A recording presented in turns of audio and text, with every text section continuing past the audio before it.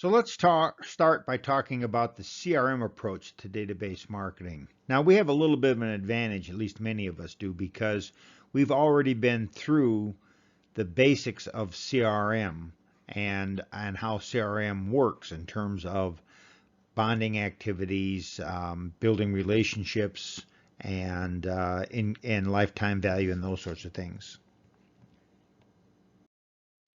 All right, so the CRM approach, this is using the database to build relationships with customers with the goal of increasing the lifetime value of the customers. Remember, the keys to success in building and increasing lifetime value is to increase retention, increase spending, increase referrals, and reduce costs. And of course, the cost reduction tends to be in the area of fewer returns, fewer complaints, fewer restocking fees, all those sorts of things that all come with having a better understanding of what your customers' wants, needs, and expectations are. So many firms have purchased turnkey CRM systems based on the promise of the profits associated with the CRM strategy. And we've talked about this before. Even something like a 10% increase in retention can virtually double the profits for some organizations. Remember, this all started with the notion of the corner grocery store, right? And remember, we talked about the small business owner and how the small business owner stays in business by building relationships with their most profitable and highest revenue style customers. Well, how did they do that? Well, they knew all about you, and they knew what you liked, and they stocked products for you. But even more importantly, they knew you personally and they made you feel important. They provided you with special information that was relevant for you and made your life better. They gave you credit. They built trust. And they made sure that you were a satisfied customer. All right. So the CRM tools that we tended to spend some time talking about, and some of these we have not yet discussed, include lifetime value of customers, building a dialogue with your customers, loyalty programs, status levels, multi or omni-channel marketing strategies, treating customers differently based on their value to the firm, extranets, memberships, and discount cards. So let's go through each of these in turn. Of course, we're pretty familiar with lifetime value of customers, right? The customer lifetime value can be calculated in any industry, any business to business or business to consumer industry. It is used in direct marketing strategies. And in the early days of database marketing, few people knew how to really use their database to calculate lifetime value of customers. But today it is, I said here widely practiced. I wouldn't say it's widely practiced, but it is practiced by more sophisticated database marketers. It is powerful and it works. We also talked about relationship building and bonding. Relationship building and bonding activities are those activities that are designed to build relationships with the firm's most valuable customers. The idea is to increase spending and obtain more favorable word of mouth and referrals. The three types of bonding activities that we spent time talking about were financial bonding activities, social bonding activities, and structural bonding activities. We then also talked about, remember, soft benefits, those benefits that we could provide to our best customers that don't cost us much, but the customer sees as very valuable. Things like preferred parking. We then spent some time talking about building a dialogue with your customers. That is, customer communications. Personalized customer communications based on the data in the database, and can be shown to use to increase customer retention, loyalty, cross sales, upsales, and referrals. They are effective and they work. They are the principal reasons why you build a marketing database. Loyalty, rewards, and frequency programs. We're going to spend one full week talking about these sorts of programs. Most customers are delighted to participate in a well-designed loyalty program. Most of this started in the airline business with frequent flyer programs, but they have made their ways to supermarkets, hotels, retail stores, and a variety of other industries. They are part of the mix of retention building services that database marketing has made possible. Status levels. Of course, this notion that airlines started it with platinum, gold, and silver. It spread to other industries. Customers now understand their status, and they understand how status works to improve the sorts of benefits that they get, the quality of the customer service they get, and they all want to move up to a higher level. Companies provide special benefits, rewards, and services for higher status customers. I am a Hilton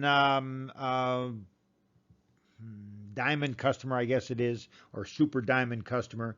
I get some special perks that I don't really hardly ever use, but that are available, including being able to use most of the lounges at the airports. Little things like that. The idea about CRM also includes multi-channel or omni-channel marketing. Customers buy through multiple channels, whether it be might be in brick and mortar retail, by catalog, by the web, or even through third-party merchants like Amazon. We've learned that multi-channel customers buy more than single-channel customers, and to be successful, you need to have a database that provides a 360-degree view of your customer.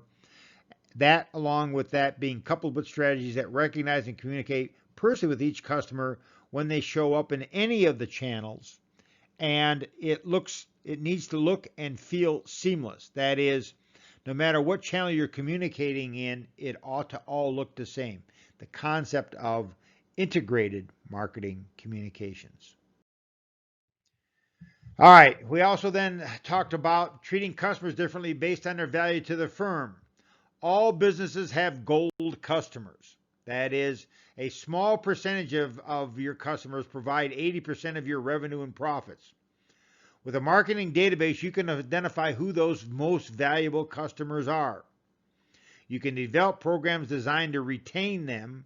You can use your resources that you can't afford to spend on all your customers. You can add resources to this particular customer group. Profits come from working to retain your best customers and encouraging others to move up to the higher status levels to become your best customers. There is the use of extranets. Extranets, or gated information on websites, allows the organization to provide valuable information to their best customers. And so that's why we put it under CRM. It's the idea that we are going to allow our best customers to have extra information. I have a Robinhood account for my stock market. My daughter and I have a little account with it turns out to be a fairly sizable amount of money. We are high enough up in Robinhood that we get free extranet things. We get extra information that other regular Robinhood customers don't get. And some other smaller customers can get it, but they have to pay for it. We get it for free because we're that good a customer. It provides a way to build financial, social, and structural bonds. There are memberships. All right, and this is the idea then of turning customers into members. It's all about gathering individual level purchase information and making the customer feel special. So we do have memberships. And of course, memberships is a great way to track your customers, whether it's a country club membership, a gym membership, a Sam's Club membership, a Costco membership, or a Prime membership. These imply both a norm effect with either pseudo or real VIP treatment. Members only parking, members only information, members only offers. This makes the customer feel like one of us, part of the Costco family, and often this is combined with discounted or special prices as an incentive to purchase that membership and become a member. Or if it's a free membership, actually use your membership card when you make purchases. There are discount cards. Okay, and so discount cards are often referred to as club cards also. And they're designed to provide an incentive to self-identify and operationalize the database collection process, especially in brick and mortar retail organizations. An example of this, of course, is the Vons Club card, which is also the same card that Albertsons uses. Smith's Club card.